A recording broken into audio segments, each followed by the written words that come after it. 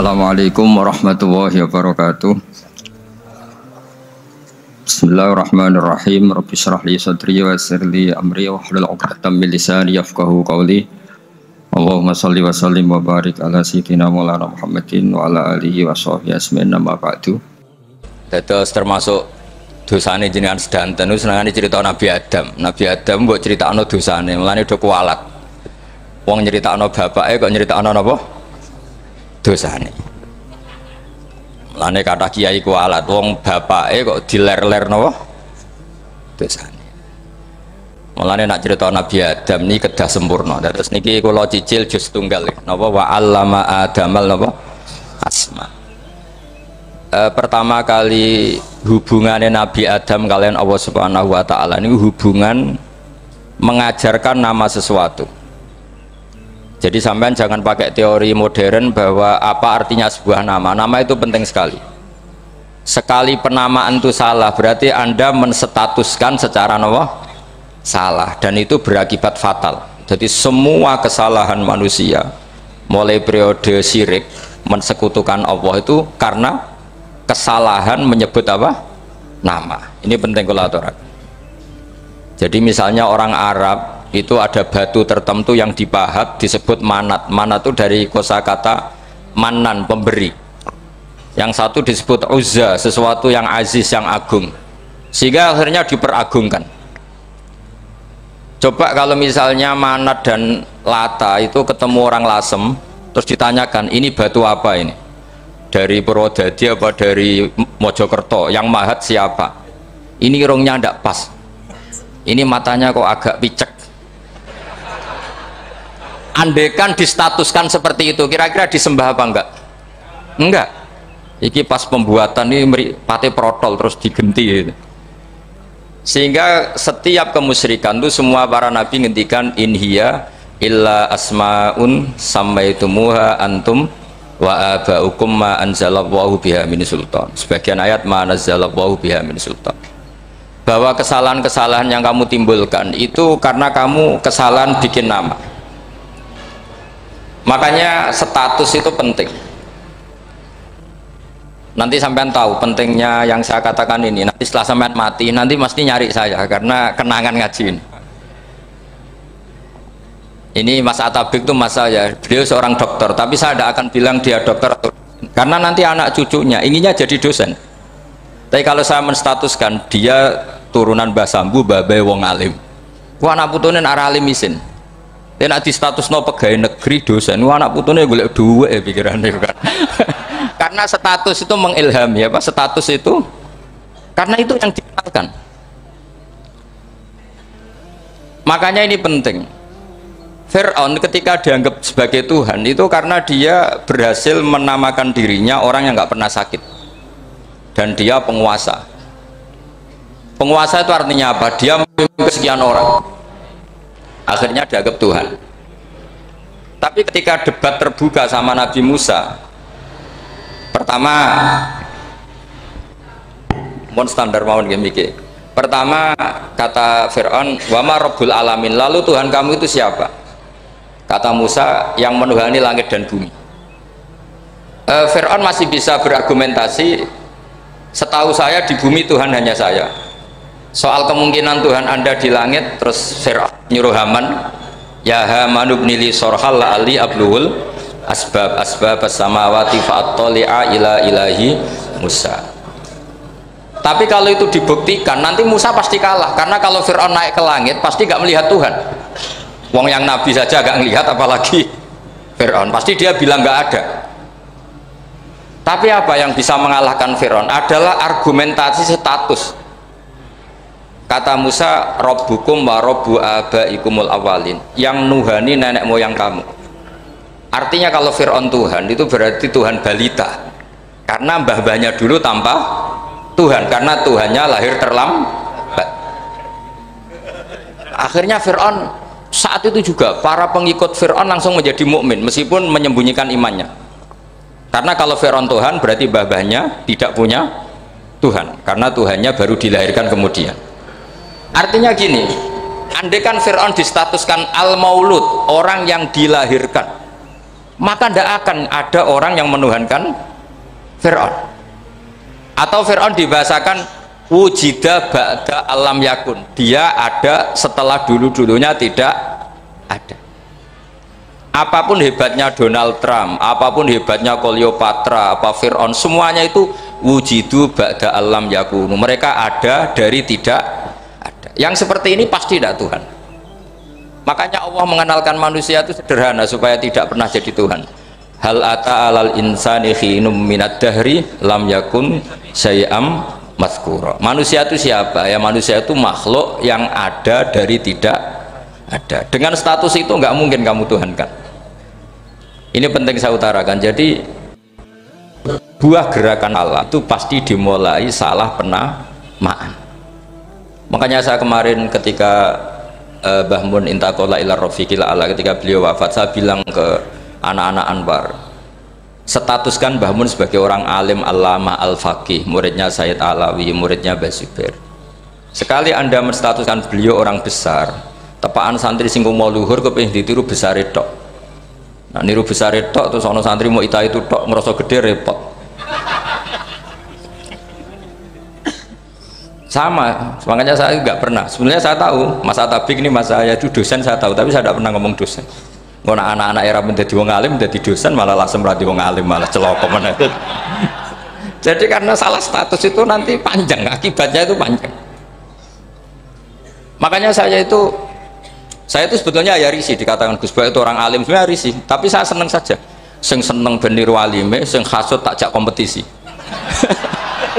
Jadi tak nikmati ya. Jadi sing seneng beniru alime, sing ra seneng itu hasut takjak kompetisi, takjak maca tafsir, nara meriang ya. Engkono paling maca primbon mek terjemah. Ini penting, jadi itu yang disebut wa'allama adamal asma. Makanya Allah itu mengkritik semua kesalahan manusia dimulai dari salah penamaan. Makanya saya kemarin Pak Pilpres sering bilang, kalau presidennya ini maslahat, kalau enggak ini enggak maslahat. Mana ada kemaslahatan ditentukan hanya oleh seorang presiden? Itu tauhid kita di mana? Memang kita secara syariat harus milih sesuai ijtihad kita, tapi tidak usah dong menggantungkan kesejahteraan sama seorang makhluk, itu tidak boleh, secara tauhid nggak boleh. Makanya ini penting sekali, jadi nggak boleh orang salah nama. Kita tetap memilih presiden, milih kiai, milih siapa saja, tapi tidak boleh menstatuskan manusia sama dengan status Tuhan. Itu bahaya sekali dalam ilmu tauhid. Terus yang ketiga, kenapa nama itu penting? Begini, alam yang dipakai Quran, alam itu nama ya, alam mangkul, semua alam. Wah nanti subuh tak jamin pinter nih, tapi saya tetap mau setengah jam karena saya tahu sampai subuh pun kira-kira ya tidak pinter, jadi ya setengah jam. Jadi nanti kalau kamu ditanya kenapa tidak pinter, mari Gus Bak mulangi mau setengah jam punya alasan. Kalau sampai subuh kok gak pinter kan, goblok banget nanti subuh orang pinter. Ya nah orang-orang bilang gitu. Lah anak sing ngomongin, oh mesti salah metode, gurune yang salah. Diulang orang pinter-pinter mesti salah sing mulang gitu. Malah repot lagi nanti. Saya beri satu teori bahwa nama itu penting. Rasulullah itu pernah guyon gini, ini guyon betul, ada di hadis Sahih, ada di juz 3 di kitab Bukhari. Allah itu kalau ingin bully, Allah itu suka bully, suka goda orang. Kalau ingin bully orang kafir itu menamakan kekasihnya namanya Muhammad. Makanya Nabi pernah guyon, ala ta'jabuna kaifa yasrifu wa anni syatma quraisyin wa la'nahum. Kenapa Anda nggak pernah berpikir bahwa Allah begitu mencintai saya sampai bikin nama untuk saya itu nama yang membingungkan semua orang kafir. Karena kalau Abu Jahal nyari Muhammad mana, itu kalau kamu tahu bahasa Arab berarti artinya kan orang terpuji mana, padahal Abu Jahal itu menghindari kata orang terpuji, jadi bingung dia. Muhammad kamu jancok, coba kamu terjemah, wahai orang terpuji kamu, itu kan kacau semua. Makanya Allah itu suka bully. Jadi kata Nabi Muhammad, kamu tahu betapa Allah itu mencintai saya dan bikin bingung orang-orang yang menghujat saya, karena mereka kalau menghujat saya tetap menamai Muhammad. Itu coba kalau kamu tahu bahasa Arab, mana Muhammad orang yang Berarti kira-kira kalau Abu Jahal miso itu jancuk kamu Muhammad. Berarti artinya apa? Wahai orang terpuji, kamu jancuk. Ini kalimat yang kacau kan? Akhirnya Abu Jahal pinter. Kalau nyari Muhammad bilang gitu. Ya mudzammam, ainal mudzammam. Makanya kata Nabi, yastamuna mudzammaman wa yal'aununa mudzammaman wa ana Muhammad. Akhirnya Abu Jahal kalau nyari Muhammad, ainal mudzammam, mana orang yang tercela? Akhirnya orang-orang tanya, mudzammam itu siapa? Muhammad itu loh. Akhirnya dia keliru lagi. Ya Muhammad itu loh. Akhirnya ya bilang Muhammad lagi. Jadi kayak apa? Makanya itu saya mangkal kalau sama orang dan anaknya kiai jenenge Agus, karena ya tetap diceluk Gus. Karena ya saya itu punya teman itu gak Gus, mangkalnya bukan main sama anaknya kiai. Dia punya cita-cita anaknya nanti dinamai hanya Agus saja, supaya semuanya manggil Gus. Terus nanti yang hasut ya bilang Dus. Kayak kemarin pas pilpres itu macam-macam. Tapi ini penting saya utarakan. Jadi nama itu nggak boleh salah, status juga nggak boleh salah. Makanya saya ingin misalnya anaknya kiai kok jadi pejabat, ya sudahlah, jabat itu. Saya betul, saya sampai sekarang dengan Gus Yasin itu ya tetap nyucup. Saya bilang ini putra guru saya, ini Gus saya. Saya tidak pernah membahasakan beliau wakil gubernur. Bahayanya nanti suatu saat, oh ini mantan, kan repot. Jadi ini penting, status itu penting. Orang sekali salah status itu bahaya, ke depan itu bahaya sekali. Karena tadi saya bilang, tadi misalnya banyak kan anaknya orang-orang alim alamah, terus anak cucunya jadi dosen atau jadi doktor gitu. Terus ini yang jadi status. Nggak boleh seperti itu. Ya sudah, dokter secara akademik dia jadi PNS karena kestatusan itu, tapi di keluarga tetap saja status alimnya saja. Atau mudawimul khairi, mudawimut tahajud, mudawimu apalah, ini selalu tahajud, ini selalu deres, ini selalu ibadah. Sehingga anak cucu kita ya kenangannya itu. Anak-anak saya meskipun kecil itu jamaah terus, karena ya saya selalu jamaah. Dan saya melihat kalau anak saya tanya, Pak, kenapa Bapak sholat terus? Ya saya bilang, sepantasnya jadi manusia sujud cuma selama melok dudunya melok nganggo pangeran dibayari ya ora gelem. Kata saya gitu, wong nganggo mewong ya bayar, lagi nganggo bumine pangeran ra bayar wis anggap ae sujud itu bayar, kata saya gitu. Sehingga merasa sujud itu satu identitas. Ini penting saya utarakan karena tadi saya betul-betul mengenang istilah Allah wa 'allama adamal asma. Semua kesalahan itu kata para nabi inhiya illa asma'un samaitumuha antum ba'ataukum. Kita membahasakan misalnya presiden Amerika orang terkuat di dunia. Bagaimana mungkin orang terkuat kemudian agak mangan sedino lemes? Hebatnya ning ndi? Iku nak pas mules weteng agak ngising ya lemes. Hebatnya apa? Makanya Allah ketika menerangkan Isa itu tidak Tuhan, itu Allah sederhana cara ngendikan. Karena yakulani to amal masih ibnu Maryam illa rasul qad khalas min qablihir rusul wa ummuhu siddiqah kana yakulani to'am. Artinya kalau Isa itu tidak mangan ya lemes, nak keluarga ya kudu ngising. Lah terus mbok sembah terus piye? Jadi gak kebayang seorang Tuhan kemudian kalau gak makan tuh lemes. Berarti statusnya Isa apa? Orang yang lemes kalau tidak makan. Terus kamu Tuhan kan? Aneh nggak? Aneh. Jadi andaikan manusia dengan status yang diterapkan Allah, yang distatuskan Allah, itu pasti tidak ada yang salah. Karena yakulanit. Kalau terus nomale, mohon santai mawon. Kalau ki ikhlas orang arah gelo santai mawon. Wong umpama ora sida ngaji ora gelo apa meneh trimo mik rusak. Santai. Nah, karena saya itu insya Allah tidak akan pernah salah nama. Saya punya cerita ya tentang nama itu. Ketika seseorang baik sama tetangga, itu kalau sampean seorang mukmin yang mukhlis, mukmin yang ikhlas, pasti ya karena diperintah Allah. Saya ngajar seperti ini karena diperintah Allah. Baik sama pernah sepuh karena saya turunan Mbah Sambu, ya karena menghormati Mbah Sambu. Itu bagus. Sehingga dulu itu ada ulama, saya berkali-kali cerita, ada ulama punya tetangga itu berdua anak muda. Ya Ahmad, silahkan ke rumah saya. Datang. Setelah datang ke rumah pemuda tadi, kata pemuda tadi, ya Ahmad silahkan kembali, saya tidak butuh kamu. Kembali Imam Ahmad dan santai saja. Setelah kembali sekian menit dipanggil lagi, ya Ahmad, saya jadi butuh kamu, datang ke rumah saya. Datang lagi. Setelah datang, saya tidak butuh kamu, silakan pulang. Pulang sampai 3 kali. Itu Imam Ahmad senangnya bukan main, kelihatan ceria, senang. Lama-lama mudah ini tanya, ya Ahmad, kenapa anda tidak tersinggung? Bukankah itu menyakitkan? Enggak, kata saya. Tapi saya akan menyebalkan. Enggak, kata saya. Kata Imam Ahmad, kenapa aja? Saya ini diperintah sama Allah, kan apik mbek tonggo. Jadi nak udang ya teko. Mbok kon mulai ya mulai. Alhamdulillah iso nglakoni perintahe Allah. Jadi aku ora ono hubungane mbek kowe. Sehingga orang itu gak bisa didikte oleh di sekelilingnya karena ya hubungannya langsung sama Allah Subhanahu wa Ta'ala. Jadi dulu tuh orang jadi wali itu segampang itu. Kalau kamu kan enggak, hukum tentang tetangga itu kamu kayak orang kapitalis, kayak orang komunis, pakai teori sosial. Nak diapik yo apik, dieleki yo elek. Itu kan pikiran PKI itu.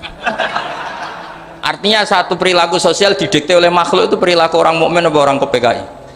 Itu orang PKI. Kalau orang mukmin ya mangkana yu'minu billahi wal yaumil akhir fal yukrim jarahu. Kita baik sama tetangga karena diperintah Allah, sehingga kecewa tidak kecewa ya santai saja. Imam Ahmad katanya, kenapa engkau tetap ceria? Aku ora urusan mbek kowe, urusanku mbek pangeran. Pangeran. Saya ulang lagi ya, dados tentang napa wa 'allama adamal asma. Jadi andaikan seorang manusia melakukan kebaikan karena dia makmur, amarahu wa, kita diperintahkan Allah baik sama tetangga, ya biasanya tetap seperti itu. Kita diperintahkan Allah baik sama, sehingga ketika mengalami kayak yang dialami Imam Ahmad, kita santai saja. Ketika kita datang bi amrillah, ketika kembali ya bi amrillah, sehingga ya sudah kita dapat pahala. Tapi kalau kamu kedikte secara sosial, maka kamu akan menjadi orang murahan, yaitu seorang ulama didikte oleh anak muda yang kampungan. Justru kita kalah kan, kita kampungan sekali karena kita ulama senengnya kalau disenengkan orang, mangkelnya kalau dimangkelkan orang. Artinya apa? Kamu didikte makhluk. Itu kerennya di mana coba? Kerennya di mana? Nggak ada sama sekali. Apalagi yang dikte trimo canom sing goblok sing desa. Kamu seorang ulama besar. Tapi kalau kamu hubungannya dengan Allah, dia muji kamu, alhamdulillah dipuji. Dia memaki kamu, alhamdulillah dapat pahala lewat jalur sabar. Kan santai saja. Sehingga saya berkali-kali bilang, setan itu untungnya tidak pernah ngaji saya. Kalau ngaji dia pasti ngerusak metode, merubah metode. Tapi saya tadi berdoa supaya ngaji ini nggak didengar setan. Setan itu ya goblok betul. Setan itu kan suka ya kalau anaknya kiai, cucu kiai dibikin konflik. Dia ngiranya dengan konflik pondok itu tidak solid. Ternyata enggak. Misalnya masa tabik konflik sama keluarga, Bani Lasem, terus ada yang minggat ke Papua kemana-mana. Namanya turunan kiai di mana-mana bikin pondok, bikin masjid. Yang dulu masjid hanya ada di Lasem, barokahnya tukaran ada di mana-mana. Lah itu namanya setan, itu salah perhitungan apa? Makanya gobloknya dia itu udah ngaji saya. Kalau ngaji tak kasih tahu, itu bahaya itu. Bikin kiai konflik itu bahaya. Iya betul. Islam ada di Indonesia itu ya barokahnya konfliknya sahabat. Sayyidina Ali dan Sayyidina Muawiyah itu konflik. Banyak sahabat netral yang ingin menghindari itu mau ke Cina. Di Selat Malaka sebagian terdampar, terus ada yang ke Aceh, ada yang ke Sumatera. Namanya Syekh Baros, itu muridnya Sayyidina Ali. Makanya awal Islam di Indonesia dimulai Syekh Yusuf Baros itu. Kalau Timur Tengah nggak ada tukaran tuh nggak ada, Islam menyebar kemana-mana. Nah setan ngiranya kalau sahabat tukaran itu nanti kacau. Ternyata enggak, malah Islam menyebar kemana-mana, barokahnya tukaran. Dulu Solo karena konflik ya banyak ulama yang ke Selasem kemana-mana gara-gara Solo nggak kondusif. Akhirnya kayaknya keduman basambu, keduman macam-macam. Sedungak mawon kiai tukaran terus betul apa-apa. Yang penting ora bacok-bacokan, rasanan-santetan wis. Pokoknya rasan-rasanan ringan dan sudah itu bagus. Memang Allah bikin seperti itu. Enggak apa-apa. Kata Allah wala yazaluna mukhtalifina illa man rahima rabbuk. Kata Allah walidzalika khalaqahum. Ikhtilaf itu barokahnya masyaallah. Kalau saya setuju pendapatnya Mas Atabik, saya jadi dosen. Nanti yang ngaji tafsir siapa? Tapi kalau dia setuju saya, dia jadi ahli tafsir, yang jadi PNS siapa? Ya sudah, barokahnya khilaf. Dia jadi PNS ya dapat gaji, tapi gaji itu bisa dihitung. Kalau naik harus tambah prestasi. Kalau saya kiai min haitsu la yahtasib, pasti cepat kaya saya. Karena rezekinya kiai itu tanpa batas. Makanya haji saya itu plus. Saya itu tidak kaya, tapi haji saya haji plus. Masa tapi paling reguler. Karena rezekinya kiai itu min haitsu la yahtasib. Makanya saya pernah disoal sama teman-teman dosen di UI, Bapak kok berani pulang ke Rembang? Kiai itu kan rezekinya agak jelas. Kata saya justru gak jelas itu bagus. Kalau sampean kan konsisten segitu nilainya, kalau saya enggak, kata saya. Jadi tak nikmati saja. Karena saya hamba Allah, bukan hamba negara. Kalau hamba Allah ya gaji Allah, kalau hamba negara ya negara itu negara sama Allah kayak mana? Allah ya sudah pinter berarti sudah. Jadi jangan pernah kita ini salah nama. Kalau salah nama itu bisa panjang. Makanya ada wali itu kalau dongo itu rontok kriminal, tapi malah pangeran seneng. Sampai dalam riwayat itu innahu yudhikuni al yauma salasamarat, wali itu bisa menertawakan saya 3 kali. Itu kata Allah. Itu kalau dongo itu agak kriminal, tapi mesti mustajab. Tapi kalau kamu niru sudah ada mustajab, karena ini KW, copy paste. Itu kalau dia datang ke Raudhah itu bilang gini wali tadi, ya Allah, saya ingin jadi orang baik. Jika engkau turuti doa saya, maka surra habibuk, kekasihmu ini menjadi senang. Tapi jika saya jadi orang jelek, surra aduwuk, yang senang itu iblis. Sekarang milih mana jenengan, menyenangkan kekasih kamu atau menyenangkan musuh kamu? Itu cuma riwayat. Terus kata Allah bilang ke Nabi Muhammad, karena wali kan ada alam roh, wis kandhani wis mustajab, coba lain itu kayak gue. Segampang itu wali punya hubungan. Saya ulang lagi ya, tapi jangan ditiru. Karena kamu tidak wali, nanti setelah wali niru gak apa-apa. Ya Allah, saya ini ingin jadi orang baik. Kalau saya jadi orang baik, maka surra habibuk, kekasihmu menjadi senang. Kalau saya jadi orang buruk, surra aduwuk, musuh kamu menjadi senang. Tinggal engkau lah sekarang sebagai Tuhan, senang menyenangkan kekasih kamu, menyenangkan musuh kamu. Ya tentu Allah pilihannya kan senang menyenangkan kekasihnya. Terus kata Allah, sudah sampai situ aja doanya, jangan panjang-panjang, baca-baca malah repot. Semudah itu mereka hubungan dengan Allah Subhanahu wa taala karena mereka tidak pernah salah nama. Kalau kita kan tidak. Kita tidak mesti walinya, tidak mesti istiqomahnya, kiai saja karena diangkat MUI, bukan karena kiai betul, atau diangkat di struktur kepengurusan NU. Terus doa pakai namanya sendiri, ya Allah, saya ini ngitmai agama sudah lama, mbok ya Allah, saya ini jadi gini-gini. Status kamu itu belum ada di arsy itu. Ini penting saya utarakan, jadi nama status itu penting sekali. Sehingga semua kesalahan saya ulang lagi itu karena status. Ini penting saya utarakan karena sekarang itu banyak nama itu disepelekan. Saya itu sering sinau kamus, jadi saya termasuk menekuni tafsir itu diantaranya menekuni kamus. Saya punya kamus banyak, mulai yang dikarang orang setengah kafir, munjid itu kan, kafir tapi setengah. Karena timnya banyak yang muslim juga. Ada yang Verus Abadi, macam-macam. Yang saya kenang dari kamus, diantara kamus yang saya kenang tentu miliknya Said Zabidi, kamus Mukhid itu. Ada kamus milik saya namanya Mukhtarus Sikha, itu dikarang oleh orang alim. Itu bilang begini, sama tak bedai sekarang, lafat ilah itu maknanya apa? Tuhan kan? Tasniahnya apa? Dia bilang isim ini tidak punya tasniah. Dia bilang ilah, normalnya tasniahnya ilahani, jam'ahnya taksir alihah. Tapi kata dia nggak boleh, lughat seperti itu nggak boleh, karena kullusmin harus yadullu ala aini musamma. Ilah itu nama tunggal untuk Allah, sehingga karena Allah itu tunggal nggak boleh ada tasniahnya ilahani. Karena kalau ilahani berarti kamu nerjemah apa? Dua Tuhan, berarti kamu nganggap ada Zaidun, ketika Zaid dua kamu bilang Zaidani. Kalau banyak kan nggak pernah ada Tuhan dua atau tiga.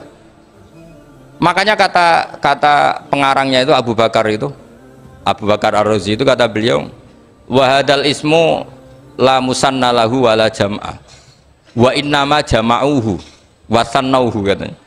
Isim ini tidak punya tasnya, tidak punya jamak, tapi kalau orang-orang katanya, orang-orang itu bilang ini ada jamaknya, ada tasniahnya. Ini penting sekali karena kesalahan itu nggak ada. Cara teori Quran itu kesalahan itu tidak ada. Yang ada adalah orang salah. Beda loh ya, tak wari dadi wong pinter. Makanya ini sampai subuh tak wari dadi wong pinter. Saya ulang lagi ya, kesalahan itu tidak ada. Yang ada itu orang salah. Pernah ada nggak 1 tambah 1 15? Nggak ada kan? Tapi kalau orang salah bilang 15, ada. Pernah nggak putih ini hakikatnya hitam? Nggak pernah kan? Tapi kalau orang salah, misalnya Rabun bilang ini hitam, ada. Sehingga ini penting ini dalam teori ilmu mantek. Setiap Allah menyalahkan mereka itu kata Allah yaquluna bi afwahihim, mereka itu melafatkan dengan mulut mereka bahwa Tuhan itu tiga, misalnya bahwa Lata Hubal itu Tuhan. Itu kalimat yang keluar dari mulut mereka tapi tidak menunjuk hakikat. Makanya kata Allah kaburas kalimatan takhruju min afwahihim, sungguh kalimat itu kalimat kriminal betul yang keluar dari lisan mereka. Karena apa? Normalnya kalimat itu tadullu ala musammahu atau musammaha. Yang namanya kalimat misalnya putih yang menunjuk putih, hitam menunjuk hitam. Nah kalau Tuhan yang menunjuk Allah, Tuhan kok ditunjukkan ke batu? Itu kan kacau. Tuhan kamu siapa? Hubal itu batu apa Tuhan? Batu. Tuhan kamu siapa? Yesus. Yesus itu manusia apa Tuhan? Manusia. Makanya kata Allah kaburos kalimatan takhruju min, mesti terusnya ayat iyaquluna illa kadiba. Ini penting saya utarakan. Jadi makanya kesalahan itu tidak ada, yang ada itu orang salah. Makanya kata Allah ja'al haqqu wa zahaqal batil. Kalau ada hak pasti batil itu hilang. Tapi orang yang meyakini kebatilan banyak, tapi kebatilan itu tidak ada. Pernah ada enggak 1 tambah 1 15? Enggak pernah ada kan? Tapi kalau orang bilang itu ada. Ini penting saya utarakan. Makanya kamu jangan janggal. Kata Allah ja'al haqqu wa zahaqal batil. Ternyata sekarang kebatilan ada di mana-mana. Barang batil itu enggak pernah ada. Yang ada pelakunya. Misalnya nyon sewu, misalnya gini, zina itu mengenakkan apa enggak? Kata orang yang ahli nafsu mengenakkan, tapi hakikatnya tidak pernah mengenakkan. Sekarang tanyakan yang pernah melakukan itu, yang terhantui dosa oleh itu, hakikatnya menyakitkan apa mengenakkan? Menyakitkan. Tapi yang bilang mengenakkan ada, tapi hakikatnya tetap menyakitkan. Nah, semua kesalahan manusia itu dimulai cara membahasakan.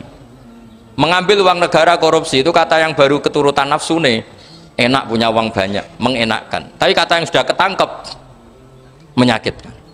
Nah, faktanya korupsi itu dihisap sampai akhirat, statusnya itu menyakitkan apa mengenakkan? Menyakitkan. Andai kan orang menstatuskan korupsi menyakitkan, maka akan menjauhi korupsi. Makanya semua kesalahan itu dimulai dari salah memberi nama. Ini penting saya utarakan supaya kamu kalau menafsirkan Quran itu nanti terus benar. Makanya setiap kesalahan kata Allah apa? Kaburas kalimatan takhruju min afwahi.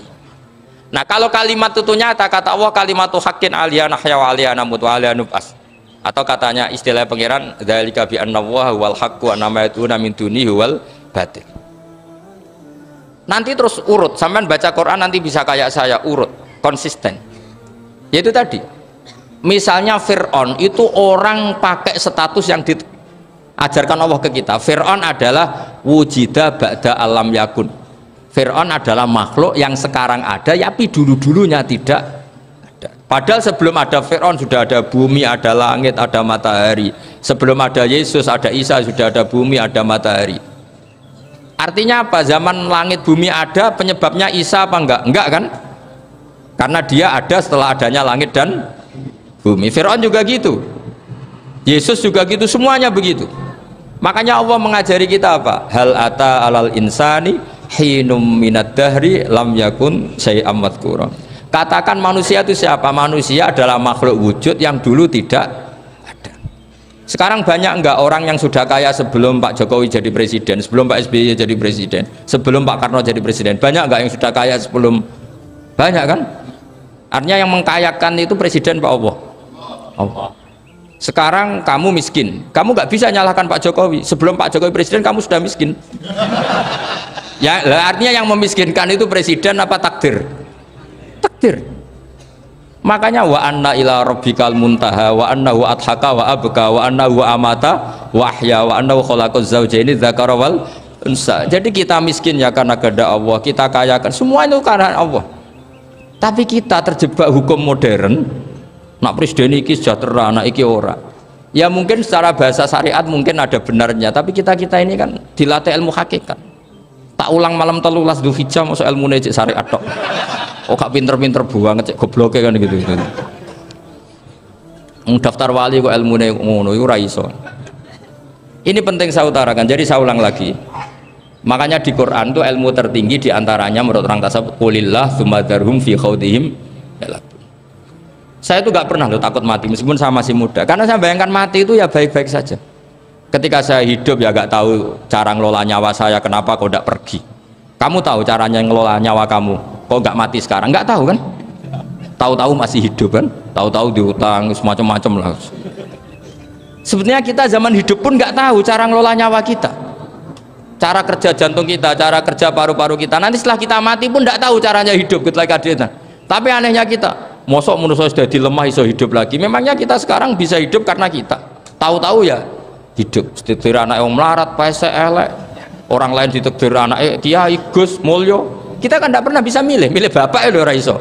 Ngerti-ngerti anak Karmen, anak Karlan itu sudah gak tahu. Artinya gini ya, sudah ya Allah, ketika saya hidup ya tidak tahu kenapa saya hidup, pasti engkau yang menghidupkan. Ketika saya mati juga gak tahu kenapa saya mati, pasti engkau yang menghidupkan dan mematikan. Maka saya akan baik-baik saja di akhirat, karena ketika di dunia Tuhannya yang engkau, ketika di akhirat Tuhannya, dan sifat engkau tidak akan rubah, tetap arhamur rahimin. Makanya dulu wali-wali itu kalau mau mati ya santai aja.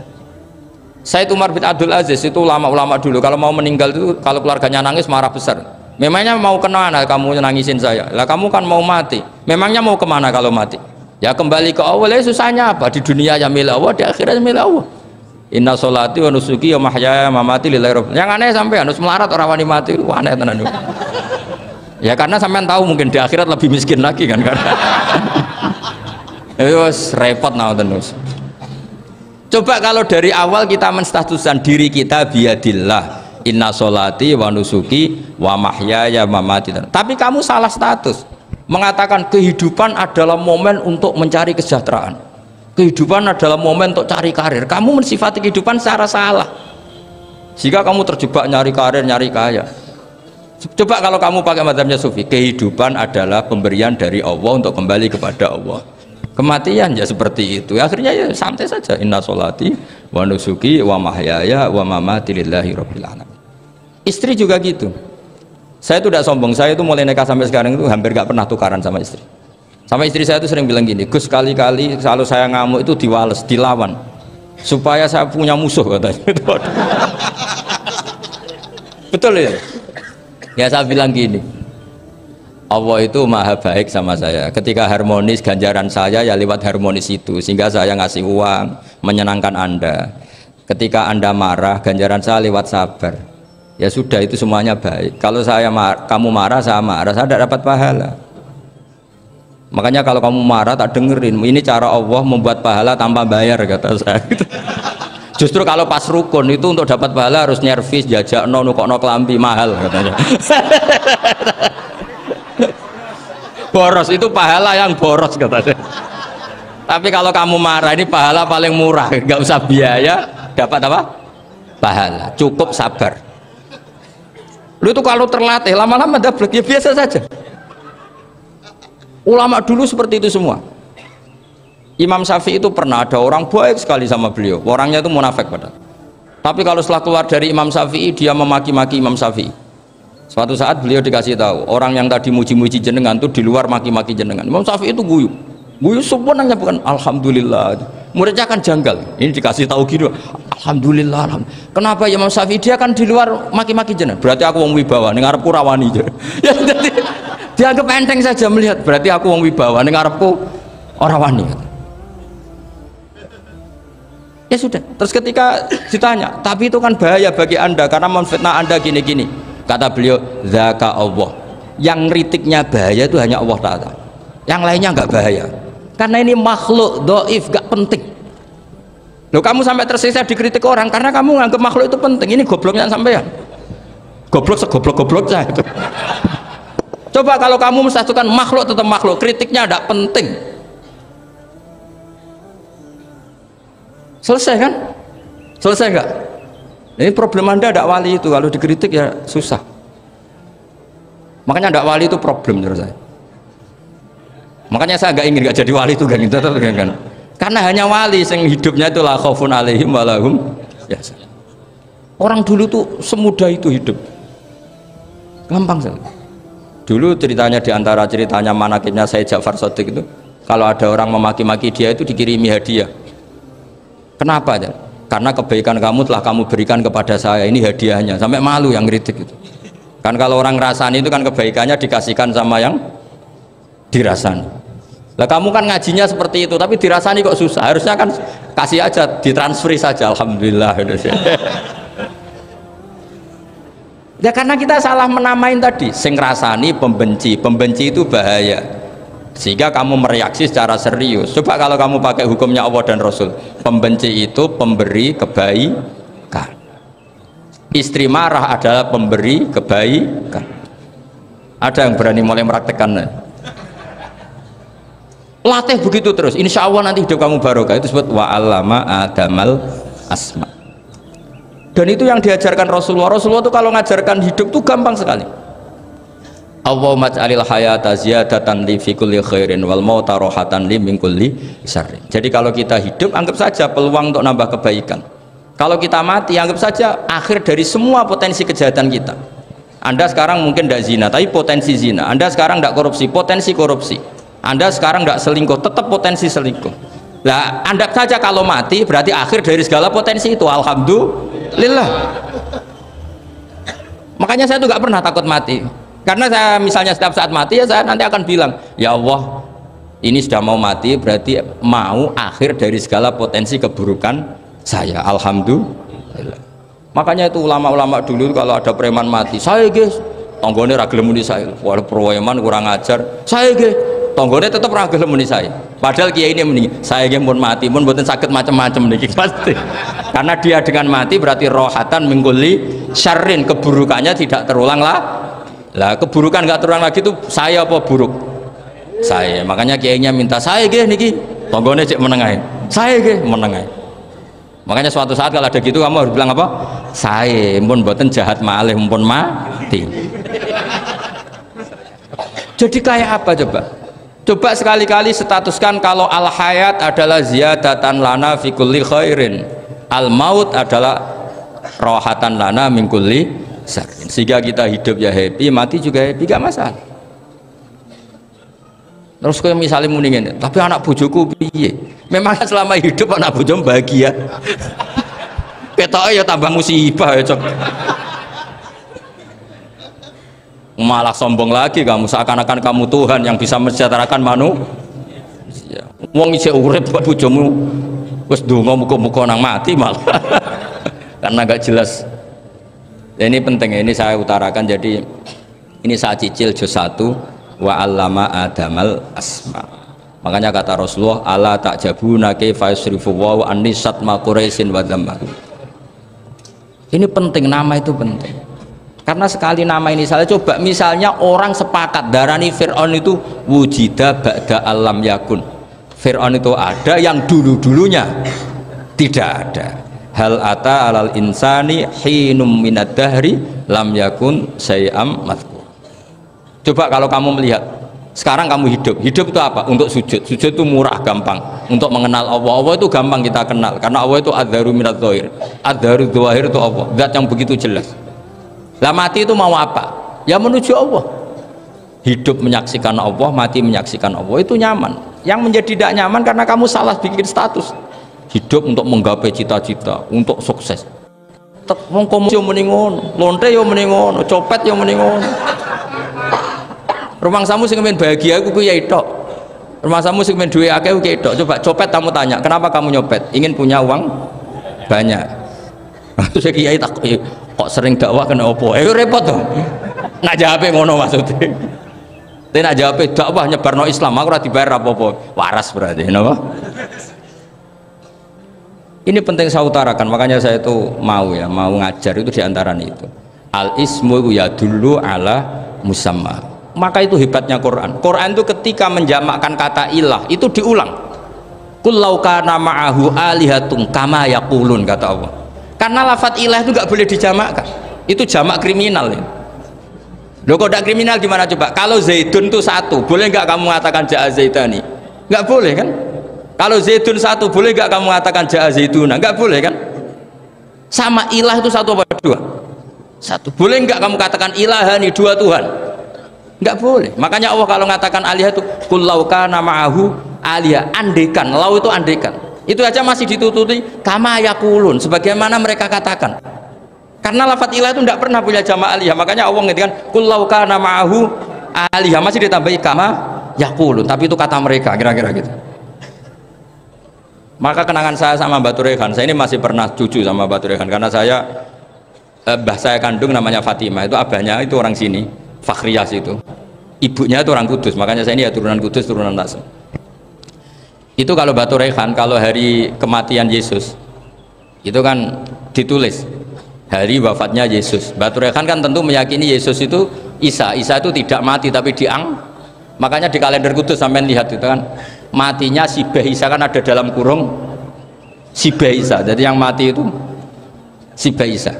Karena kalau yang mati Isa kan menyalahi Quran, wa ma qataluhu wa ma salabuhu walakin subbihalah, maka ditulis kematian Sibah Isa. Hanya Almanak Kudus, yang lainnya enggak karena sudah ikut bahasa nasional. Saya pernah agak bantah dulu, saya masih muda. Mbok ditulis gini saja, kematian Yesus dalam kurung katanya. Jadi ono-ono. Karena saya ini teori Quran itu kalau ada bahasa salah itu diulang. Qul law kana ma'ahu aliyatun kama yaqulu. Karena nggak benar, jama' aliyah itu nggak benar. Bagaimana mungkin sesuatu yang satu dijamakkan? Coba kamu bisa mengatakan zaituna karena zaitnya banyak. Kamu punya tamu rojulun, kalau orang banyak rijalun. Kamu melihat satu masjid, masjidun. Kalau masjid banyak, masajid. Masalahnya Tuhan itu tidak pernah banyak, mau satu. Makanya itu hebatnya kamus-kamus yang dikarang orang alim. Bahas tasniahnya ilahun itu lam yujad katanya.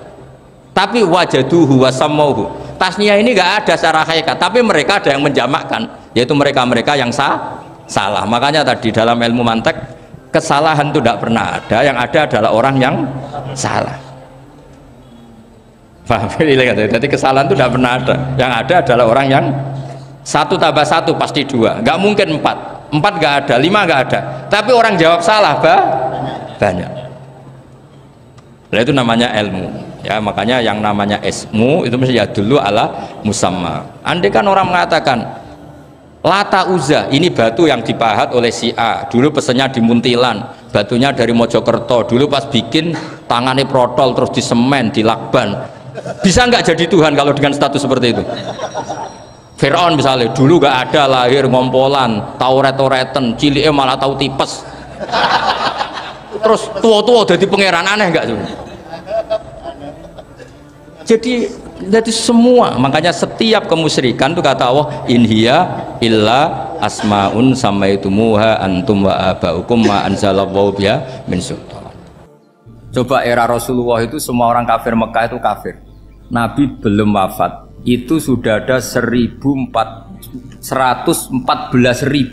mukmin semua. Jadi Nabi menangi mayoritas orang menjadi mukmin dari mayoritas kafir, yaitu disebut wara'aitan nasa yadkhuluna fi dinillahi afwaj. Andai kan Nabi Muhammad pakai syariatnya Nabi Nuh, bisa nggak mengislamkan orang sebanyak itu? Nggak bisa kan?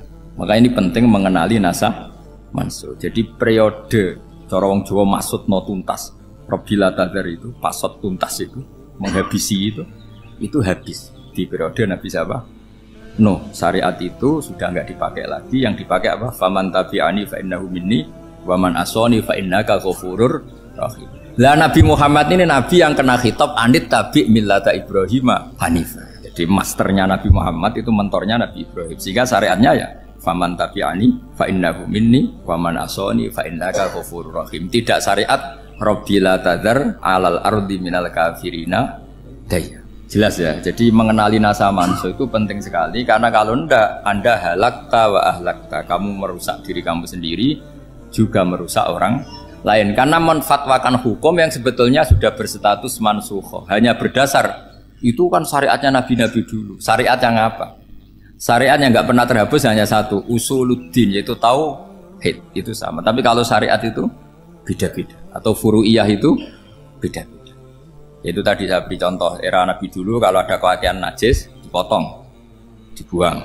Era Nabi Muhammad dicuci. Orang kafir dihabisi oleh langit. Era Nabi Muhammad nggak boleh, bahkan didoakan Allahumma hdi qaumi fa innahum la ya'lam.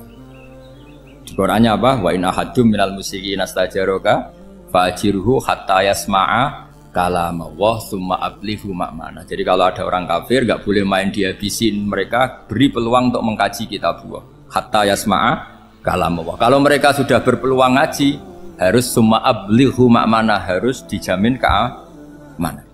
Ya, karena apa? Dzalika bi annahum qaumul la ya'lamun. Bagaimanapun mereka memang karena tidak tahu. Nah, kenapa tidak tahu? Enggak. Karena tadi mereka tertutup oleh kultur yang beratus-ratus tahun. Mbah-mbahnya mereka menyembah batu, menyembah berhala. Ya tahunya itu ya Tuhan. Bagaimana Anda bisa menjelaskan sesuatu yang sudah beratus-ratus tahun, kan tidak gampang. Maka ada periode dimaklumi, apa? Kalau era sampean kan, mosok waktu disembah saking gobloknya orang, kamu lahir kan sudah nyembah Allah, tidak nyembah batu. Bayangkan kalau kamu jadi mereka, wong perut kamu saja disuruh makan pizza sakit kok, karena saking lamanya makan sambal kan gitu. Kamu bilang perempuan Indonesia saja cantik kok, saking lamanya jadi orang Indonesia. Padahal orang Indonesia tanyakan orang Eropa, cantiknya di mana? Kamu lahir di Afrika, bilang orang Afrika itu cantik, tanyakan orang Eropa, cantiknya di mana? Hitam gitu kok. Jadi orang itu pasti terkooptasi oleh sekelilingnya. Orang Afrika akan bilang wanita Afrika itu cantik. Coba tanyakan orang Eropa, cantik apa enggak? Blas. Orang Eropa yang kulitnya gitu kata orang Eropa indah, kata sampean. Koyok anaknya kebo katanya udah jadi. Jadi orang itu akan terkooptasi oleh sekelilingnya. Bayangkan kalau semua orang nyembah berhala terus kamu tidak, alasan kamu apa? Kan menentang mayoritas. Dan itu berat. Maka dimaklumi oleh Allah, dzalika bi annahum qaumul la ya'lamun fi manah panyeruarah. Nah, pemakluman ini yang mulai sekarang terkikis. Orang main pukul saja enggak mau ngaji. Enggak mau ngaji Quran secara kafah. Jadi fatwanya Islam kafah tapi ngajinya Quran enggak kafah. Ngambil 1-2 potongan ayat dipakai dalil. Jadi Islamnya inginnya kafah tapi ngajinya Quran enggak. Kalau kafah ya hafal 30 juz. Kalau mau ya, kalau mau kafah ya hafal berapa? 30. Makanya saya sering bilang, saya sering dinasihati orang karena belum tahu saya ini hafal Quran. Bapak harusnya Islam itu kafah. Kata saya ya dimulai dari konsep Islam itu kafah dulu. Apa ya hafal Quran secara kafah. Jadi ini penting saya utarakan. Bahaya sekali orang mengenali Islam tanpa mengenali nasah maksud. Karena beberapa syariat Nabi sebelum kita itu berstatus mansukh. Terus contoh berikutnya. Ini nasah mansuh antar Nabi apa khusus internal Nabi? Antar Nabi aja nggak selesai nih sampai. Contoh yang paling keren, mungkin cowok semua senang. Nabi Dawud dulu istrinya berapa? 99. Nah itu kalau masih halal itu kan berarti jenengan tuh punya istri berapa? Wah itu kan ngeri betul. Punya satu aja repotnya gitu, apalagi berapa? Punya 99. Terus kamu bilang gini, ini kan syariatnya Nabi Dawud, Nabi kan bisa diikuti. Pernah ada periode di mana seperti itu boleh. Jadi makanya mau tidak mau ngenali nasah mansuh itu harus. Kalau enggak ya kamu masih berkeyakinan boleh beristri berapa? Nah ini penting saya utarakan. Makanya Sayyidina Ali itu kalau ngetes calon mubalek, kira-kira kalau Kemenak dulu inginnya apa? Sertifikasi apa? Mubalek. Itu tanyanya gitu. Ta'rifun an-nassa wal mansuh, kamu apa tahu nasa mansuh? La. Jawabnya Sayyidina Ali, halak tahu ahlak tahu, kamu orang yang rusak. Karena tadi takutnya ada syariat yang sudah mansukh dipakai. Itu tadi misalnya kita ini tidak umatnya Nabi Nuh, tapi pakai syariat Robbila tadar alal ardi minal kafirina. Terus ketiga begini, misteri manusia itu. Dan ini kita tidak pernah tahu sampai kiamat, tapi ini ilmu harus kita diskusikan. Misalnya saya ini namanya Bahauddin. Saya sekarang hidup sampai 2019 sekarang. Kan hanya Allah yang tahu berapa turunan saya sampai kiamat dan statusnya kayak apa. Donald Trump juga gitu. Donald Trump itu sekarang kafir, tapi kita tidak pernah tahu nanti turunan keberapa ada yang Muslim. Nah turunan yang calon Muslim ini diletakkan di mana kita tidak tahu. Yang jelas kalau kamu bunuh itu katut itu. Artinya gini, logika membiarkan orang kafir itu ya ada logikanya.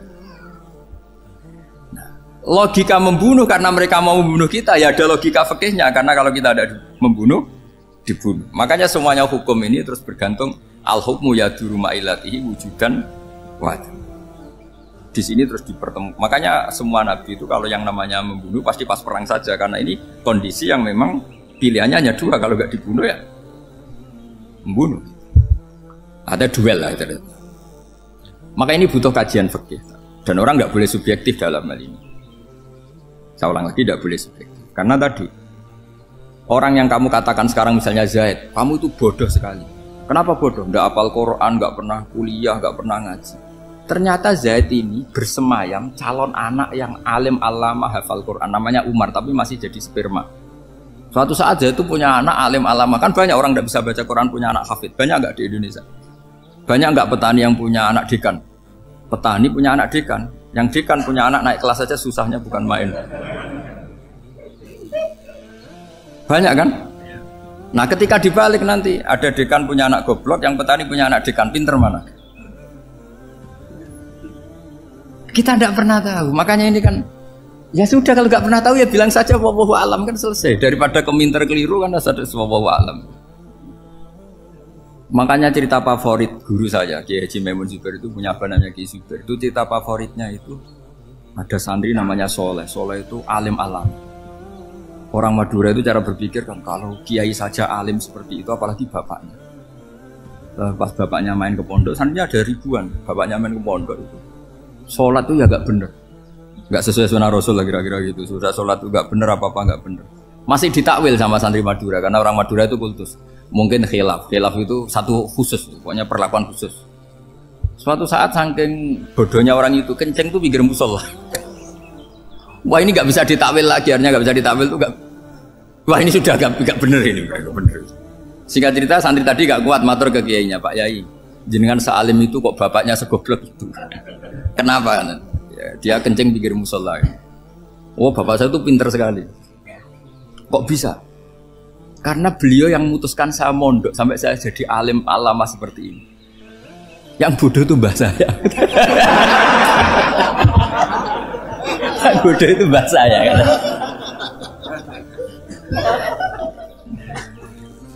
Artinya gini, sekarang misalnya Anda dekan atau Anda rektor atau Anda profesor atau Anda kiai top mubalek kondang.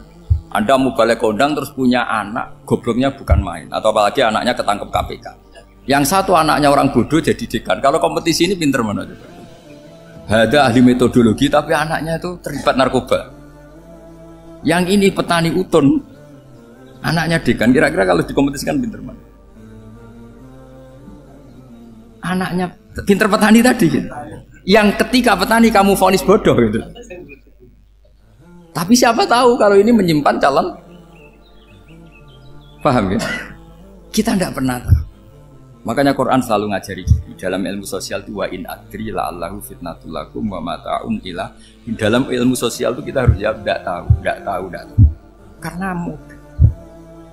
Makanya saya tadi pagi ngaji di direktorat saya bilang, saya pernah diprotes orang, Gus kamu udah jelas 01 atau 02. Ya saya jawab, manusia itu makhluk yang paling gak jelas. Sekarang soleh suatu saat bisa saja gak soleh. Yang sedang gak soleh suatu saat soleh. Sesuatu yang mungkin rubah kok kamu fanatik itu gimana? Nalarnya itu gimana? Coba kita tahu dulu Wahsy itu pembunuh Hamzah, akhirnya mati mukmin ya enggak? Padahal orang yang sangat dibenci Rasulullah karena membunuh Sayyid siapa? Hamzah. Sa'labah yang tukang itikaf di masjid akhirnya su'ul. Kita enggak pernah. Nah kalau enggak pernah tahu ya enggak usah terlalu fanatik biasa. Kayak jenengan seneng saya itu ya saya enggak tahu sampai kapan ya. Saya seneng sampean sampai kapan ya? Kayak suami istri. Pas nikah harmonis bulan madu sampai kapan bertanya. Yang jelas paling awet itu pasangan jelek itu pasti awet. Makanya jadi guyonan. Pasangan itu jangan baik-baik gak awet. Kalau jelek itu ternyata maksudnya cantik sama ganteng. Itu suatu saat pasti jadi jelek. Yang jelek sama jelek pasti jelek terus. Makanya jadi guyonan.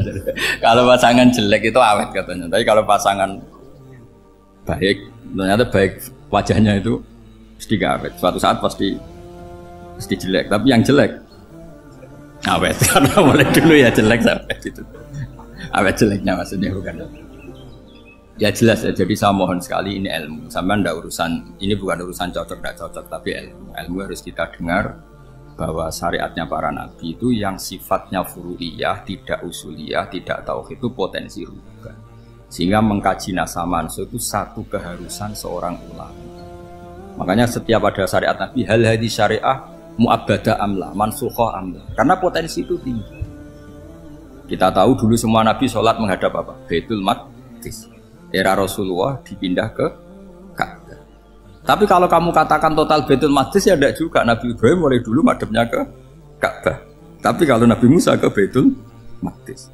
Terus kamu bilang ini 0102 ya ada memang syariat jadi sesuatu yang furu'iyah. Nah, kenapa ini furu'iyah? Jawabannya sederhana. Ketika seseorang menghadap Ka'bah itu menghadap batu apa menghadap Allah? Allah. Ketika menghadap Baitul Maqdis hakikatnya menghadap Allah apa menghadap Baitul Maqdis? Allah. Maka menghadap Ka'bah itu sebenarnya masalah furu'iyah. Yang masalah usuliyah adalah inni wajjahtu wajhiya lilladzi fataras samawati wal ardh. Yang permanen adalah menghadap Allah Subhanahu wa ta'ala. Cuma secara prosedur syariatnya secara zahir menghadap Ka'bah. Maka potensi rubah karena ternyata itu furu'iyah, untuk kiblatnya itu furu'iyah. Yang permanen adalah menghadap ke Allah Subhanahu wa ta'ala. Ini pentingnya. Jadi terus sekarang masih antar nabi apa di internal nabi? Ini sudah mau selesai, ini sudah habis ini. Internal. Ini sudah selesai, ini sudah pas. Mohon Pak ambil. Oh. Jam ini sudah. Sampai mana tadi? Diteruskan apa enggak? Sudah ya, sudah kayaknya sudah. Biar kelihatan cerdas. Sekali pertemuan sudah pinter gitu. Berapa? Setengah jam sudah pinter. Yang internal nabi apa antar nabi? Internal ya, sudah sekarang ke internal. Kalau internal lebih banyak lagi contohnya. Yang masyhur tentu masalah Baitul Maqdis. Dulu Rasulullah pernah sholat menghadap Baitul Maqdis 16 bulan. Berapa? 16 bulan. Kila 17. Pokoknya khilafnya hanya 16 dan 17. Kalau ada bilang 10 bulan berarti gak pernah ngaji. Khilafnya, karena khilafnya itu hanya 17 sama 16. Akhirnya sama Allah diminta disuruh menghadap ke Ka'bah.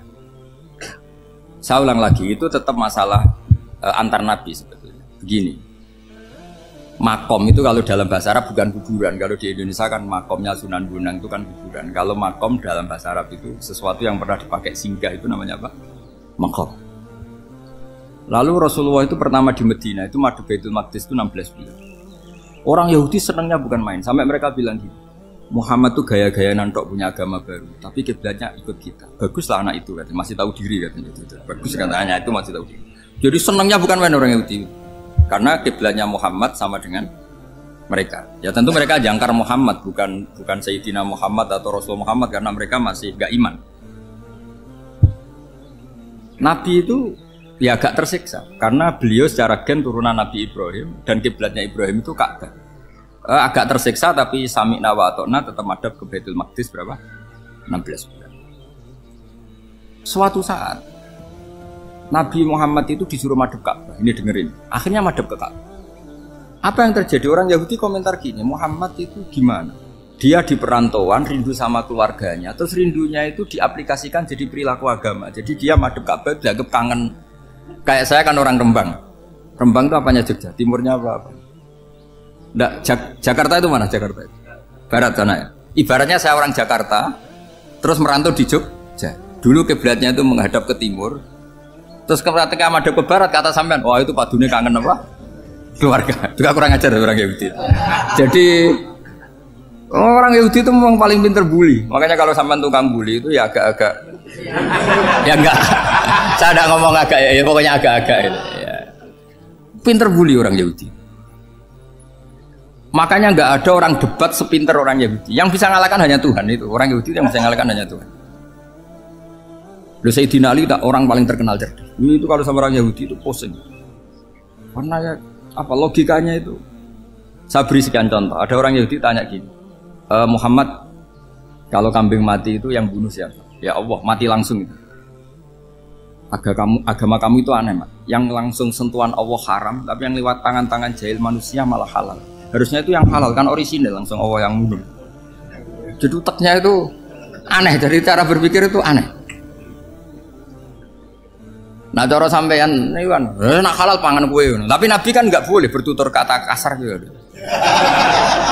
Kalau yang jadi Nabi saya untalan ngono kan gitu. Tapi Nabi kan nggak boleh kasar. Jadi Nabi itu problem karena nggak boleh apa? Kasar. Kalau kita kan gampang, wis nak halal luntalan kan selesai, Pak. Tapi Nabi nggak boleh kasar gitu. Jadi enak jadi nggak Nabi, nggak sampean itu kan enak. Mau keliru ya pantas, mau apa saja pantas. Karena kan nggak panutan. Kalau Nabi nggak bisa.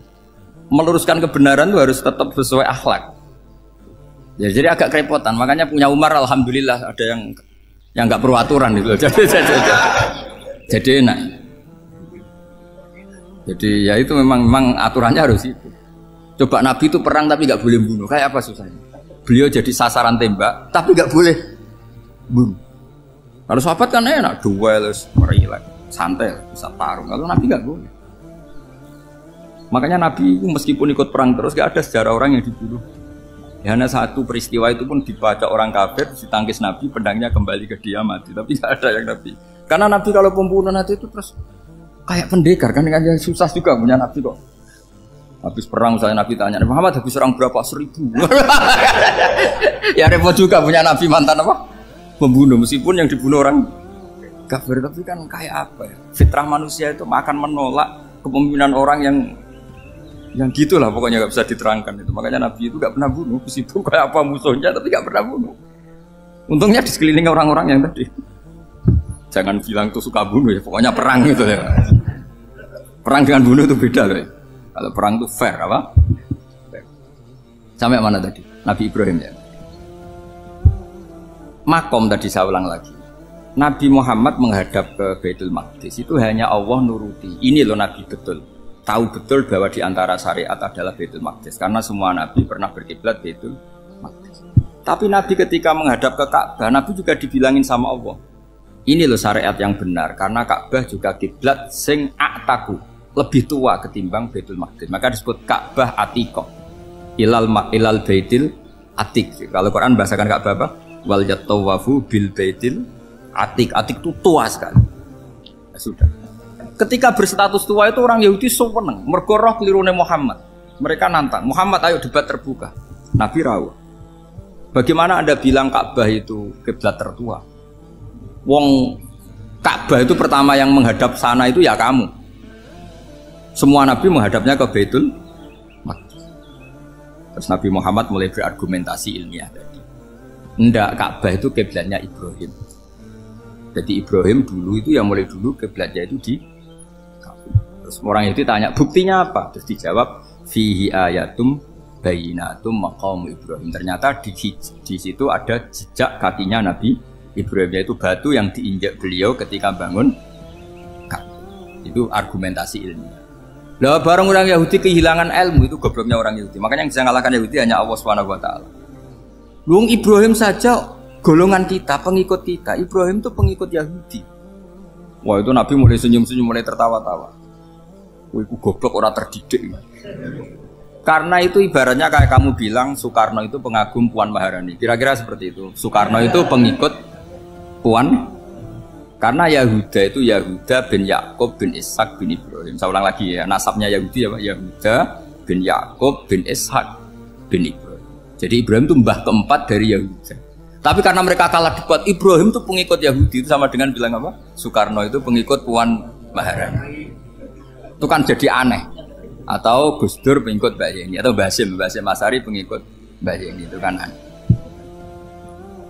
Wah, akhirnya sama Allah diingatkan. Makanya ada ayat ha antum haula hajjatum fi malakum bi ilm falimatu hajuna fi ma laysa lakum bi ilm. Perjanjian debat ini semuanya harus ilmiah. Tapi kenapa perdebatan Anda malah ndak ilmiah? Karena orang Yahudi iftadohu, malu semua. Wah, semuanya Muhammad itu satu-satunya kekalahan orang Yahudi. Tapi ayat-ayat seperti ini itu enggak populer. Ayat ha antum haula hajjatum fi malakum bi ilm falimatu hajuna fi ma laysa lakum bi. Jadi Islam betapa hebatnya Islam. Kalau debat harus ilmiah. Dan Kanjeng Nabi menantang, ini perjanjian kita debat ini ilmiah. Kenapa sekarang jadi tidak ilmiah? Yaitu kamu mengatakan Ibrahim itu pengikut Yahudi. Padahal Ibrahim dengan Yahudi itu dulu Ibrahim. Makanya Yesus kalah, man. Tapi tetap Islam. Tapi nah, makanya terus Ka'bah dibuktikan ketuaannya lewat apa? Fihi ayatum bayinatum maqamu Ibrahim. Itu bukan makom kuburan. Karena makamnya Nabi Ibrahim tetap Hebron, temudi Palestina. Kira-kira itu Palestina. Jadi Israel yo ning Israel, bola menang di. Jadi ning Israel yo ning Israel, jadi Palestina ning. Saya pernah ziarah ke sana di Hebron. Di makamnya Nabi siapa? Ibrahim. Jadi jelas ya. Jadi nasa mansul itu ketentuan yang dikehendaki Allah Subhanahu wa taala untuk menguji loyalitas manusia, menanggalkan semua akalnya. Makanya saya mohon sekali siapapun yang ngaji saya dimanapun, sekali-kali manusia itu harus menanggalkan akal. Sekali Anda pakai akal, maka Anda akan ingkar dengan nasa mansul. Nasa mansul itu hukum yang direvisi, yang dibatalkan. Makanya orang Yahudi lagi-lagi pinternya orang Yahudi. Merovokasi orang-orang yang Islamnya belum kuat, diprovokasi gini. Ungzuru ila Muhammadin tahayyara fi din yukhillu yawman wa yuharrimu ukhra. Lihat itu Muhammad, dia kebingungan cara beragama. Kadang bilang A, besok bilang B. Jadi nasa mansub dianggap satu bentuk kebingungan. Gak kurang ajar tapi. Wah, akhirnya sebagian orang yang murtad. Makanya nasa mansub itu satu peristiwa yang menjadikan banyak orang murtad. Karena diprovokasi orang Yahudi bahwa itu bentuk kebingungan Muhammad. Akhirnya terus saya qulu sufa'u minan nasi ma wallahum an qiblatimul lati kanu alaiha. Kelirunya orang Yahudi adalah ternyata nasa mansub yang dipilih Rasulullah itu semuanya ada di Taurat dan Injil.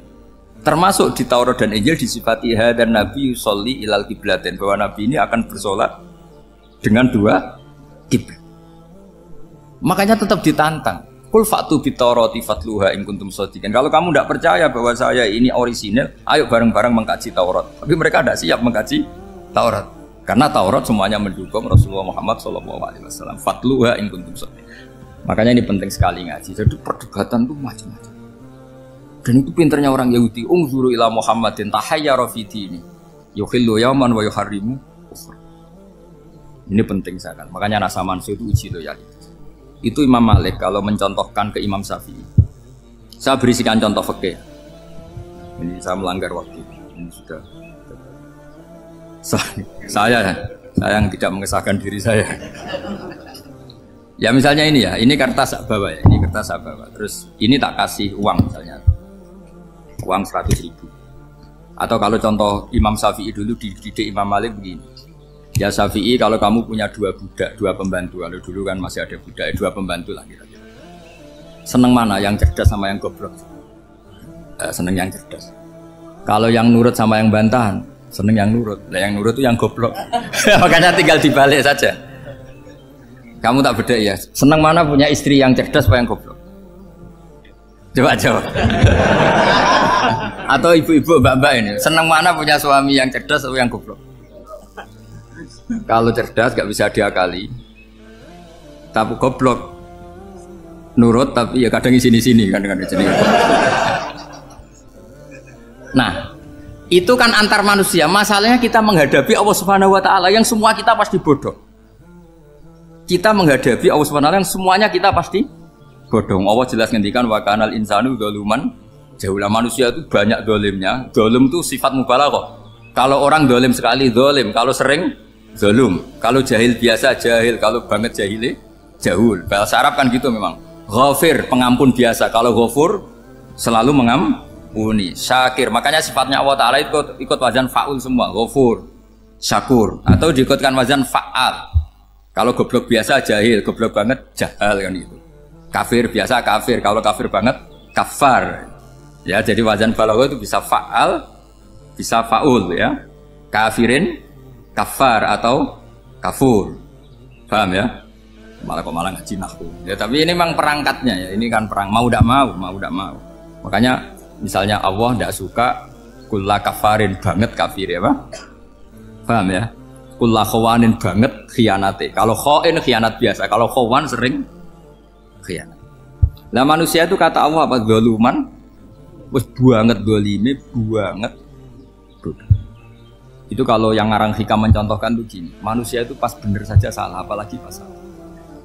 Jadi manusia itu kata Imam yang ngarang hikam itu, man itu kanat mahasinhu masawiyah, fakih fala takunu masawihi masawiyah. Ketika baik saja buruk, apalagi ketika buruk. Coba kalau ada orang dermawan sama teman-temannya, tanyakan istrinya, duit dihambur-hambur, disekno konco ngalono bojo. Mesti itu. Teman yang sering silaturahim ke teman-temannya, Kata temannya baik, senang silaturahim. Tanyakan istrinya, oh meninggali wong. Jadi manusia pas baik saja ada buruknya. Apalagi pas buruk. Makanya dulu bapak saya ngajarin saya istiqomah ya apik ya. Tapi kadang-kadang nak keterusan itu ora istiqomah ngangkangi. Orang dia tidak punya kesempatan. Misalnya ada imam masjid ngimami terus sampai tua sampai mau mati. Itu istiqomah apa tidak memberi peluang yang lain? Tidak jawab aja. Jadi itu manusia. Jadi pas baik saja buruk. Apalagi pas buruk. Kayak saya gini di sini ngajar baik, tapi saya ada tidak sopannya harus di atas. Padahal banyak orang sepuh, ada Pak On, ada beberapa yang kan terpaksa nggak sopan. Tapi sampean yang nyuruh, berarti sampean yang dosa.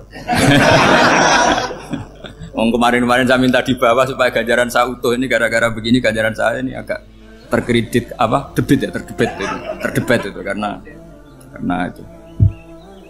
Saya teruskan. Jadi manusia itu punya sisi itu karena manusia itu galum dan apa jahil. Bahkan al insanu galuman. Problemnya ini ngadepi Allah yang selalu pinter, yang kita selalu bohong. Misalnya gini, kamu ditanya Allah. Ini contohnya Imam Malik. Ikla hadi sokhroh fa inna tahtaha dhahaban. Coba bongkahan batu itu kamu angkat, di bawahnya ada emas. Lalu budak yang pinter berlogika. Oh disuruh buka itu karena ada emas toh. Berlogika. Kalau budak yang goblok enggak? Ya disuruh ya diangkat saja. Ada emas apa enggak karena perintah ya diangkat. Yang satu nurut karena perintah, yang satu nurut karena ada emas, ada sesuatu. Logikanya suatu saat Tuhan tuh hanya bilang gini tok, ikla hadis sokhroh, batu itu angkat. Yang nurut yang goblok permanen tadi kan langsung angkat. Yang pinter, ini ada apa lagi Gusti kok harus diangkat? Ya gak ada apa-apa, nyuruh saja kata Allah gitu. Wah tidak bisa, sesuatu harus ada alasannya. Itu kira-kira mangkel loh gak? Oh mangkel. Nah, logikanya manusia seperti itu. Makanya dua murid pinter, di rakyat pinter, presiden ya susah mesti demo. Goblok ya susah di sini-sini uang. Ini kan nggak ada pilihan. Memang manusia itu nggak ada pilihan. Nah sekarang masalahnya gini di fikih ini saya kembali lagi ke fikih.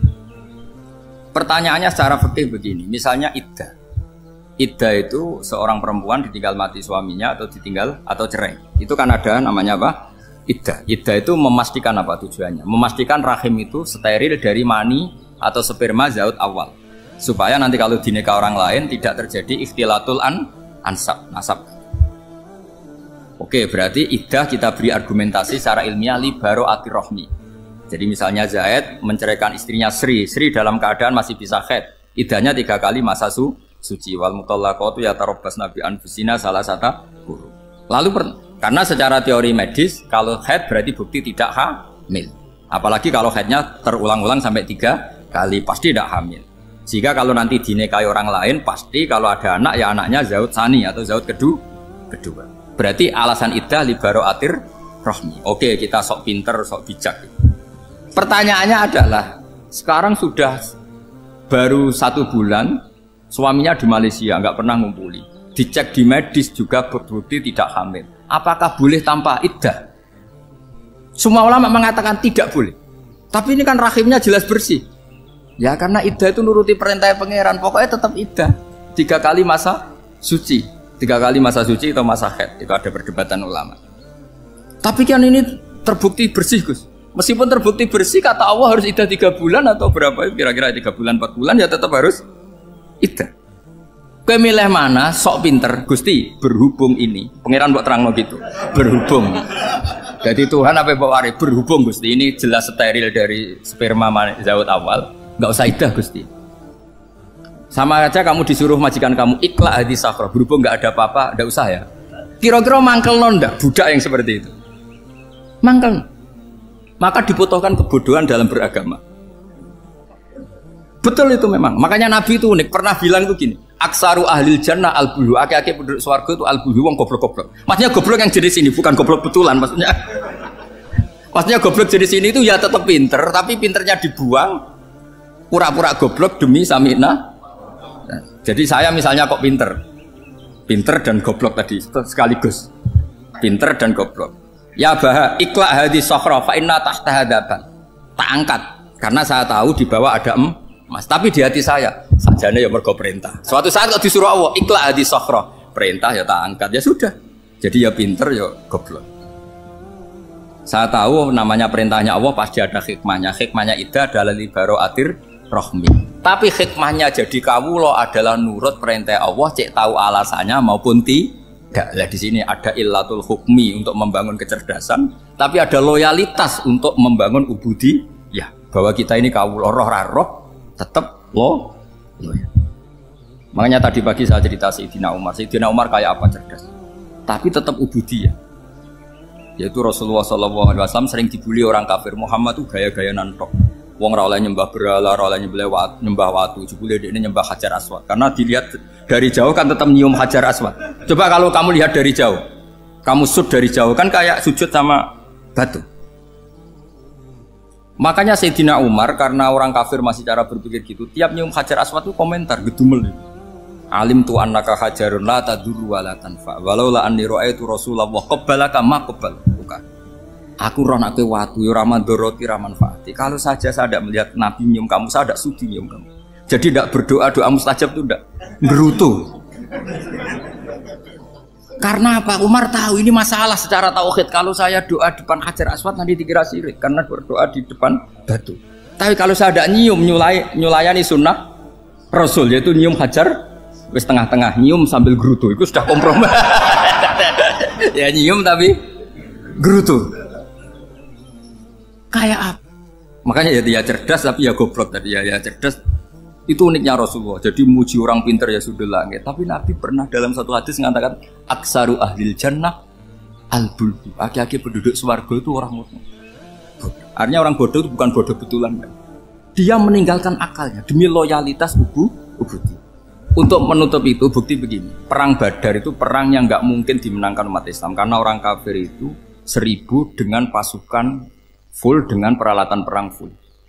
Rasulullah itu tahun kedua Hijriah itu pasukannya hanya 313. Itu pun pedang itu untuk orang 5 itu hanya ada pedang 1. Jadi kalau mau dibaca orang sih kamu milih pedangnya aku.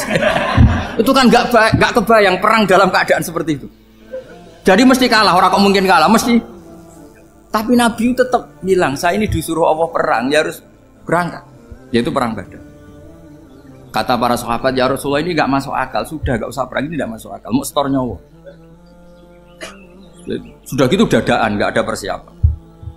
Lucunya apa? Sahabat itu ketika Nabi tetap berangkat. La akhrujanna walau waqti. Nabi menginginkan saya tetap berangkat meskipun sendi. Setelah Nabi berangkat sekian meter, tuh sahabat ikut semua. Kata Nabi, lah kamu kok ikut? Ya ikut saja. Kata kamu mesti kalah. Ya anggap saja setor nyawa. Demi loyalitas pada jenengan. Itu makanya nggak ada periode sebaik periode sahabat. Tapi yang gerutunya jalan. Karena gerutu ini bawaan ilmiah. Makanya kita loyal sama presiden. Tapi yang nggak cocok ya gerutunya jalan. Tapi bawaan mencintai Indonesia tetap jaga stabilitas. Itu bawaan cinta Indonesia, bukan cinta pejabatnya kadang. Gerutunya jalan, tapi bawaan loyal sama Indonesia tetap mengaku. Bawaan loyal sama Rasulullah tetap ikut perang, bawaan akal karena nggak masuk akal ya gerutu. Dan itu uniknya Quran itu mengapresiasi itu dan dianggap nggak masalah. Saya bacakan ayatnya. Kama akhrajaka rabbuka min baitika bil haqq wa inna fariqam minal mu'minina lakarihun yujadilunaka fil haqqi ba'dama tabayyana ka'annama yusaquna ilal mauti wa hum yanzurun. Peristiwa Badar ada peristiwa kamu itu keluar untuk perang. Sahabat kamu ngikuti, tapi mereka lakarihun, nggak seneng sebetulnya. Karena nggak masuk akal. Ya geremeng tapi ya derek. Yujadilunaka fil haqq, mereka mendebat kamu dalam kebenaran. Jadi ya Rasulullah wong perang karuan kalau jenengan lakoni alasane nopo? Lah kok melok? Ya saya harus ikut jenengan Nabi. Itu unik. Kalau orang sekarang mana mau, kalau nggak masuk akal nggak mau melakukan.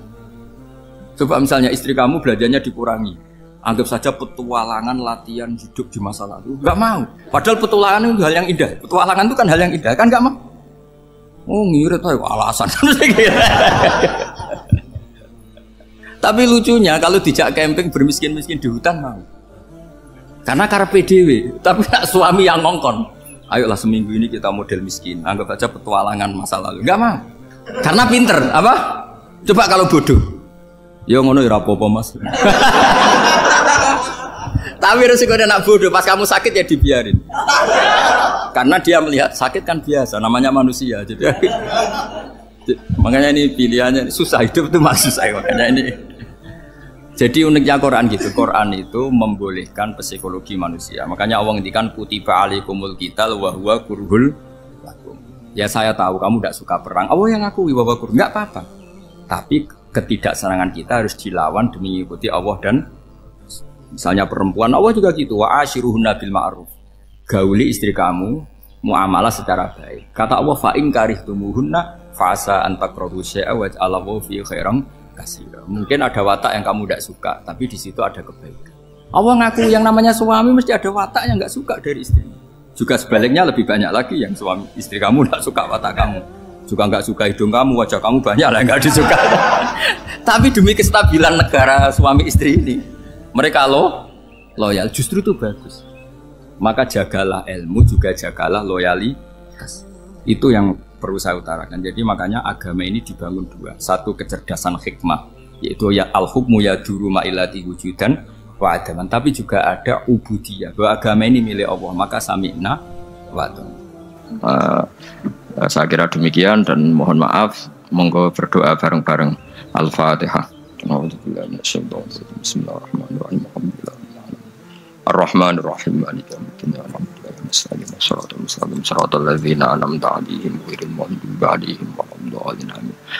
Bismillahirrahmanirrahim. Nahmaduka ya wali ya hamid wa salli wa sallim wa barik ala sayyidina Muhammad wa ala alihi wa barik wa sallam asma'in wa salli ala anbiya'ika rusulika asma'in Allahumma ij'alna ya wa ahla baldatina aminina mutma'innina alladziina la khaufun 'alaihim wa la hum yahzanun waj'alna salimin wa ghanimin mu'afin min kulli bala'id dunyal akhirah. Waj'al ya Allah salamatan yusla biha kitabukal karim wa salamatan ya Allah nazkuruka katsiran fi sholatina wa siyamina ya Allah wa taj'alana ya Allah mimman ya'buduka wa mimman yarjuka wa mimman yakhafuk Allahumma ya ij'al hadhil baldatan thayyibatan mubarakah baldatun thayyibatu wa rabbun ghafur bihaqqi tatabi alaika wa na'maika ya Allah wa nahnu nasku ilaika ya Allah du'fana ya Allah wa qillata hilatina fa adrikna ya Allah daiman wa fi kulli hal bi alaika wa na'maika hatta nakuna ya wa salimin mu'afin min kulli bala'id dunyal akhirah Rabbana atina fid dunya hasanah fil akhirati hasanah wa qina adzabannar sallallahu alaihi wa sallam Muhammad sallallahu alaihi wa sallam subhana rabbika rabbil izzati amma yasifun.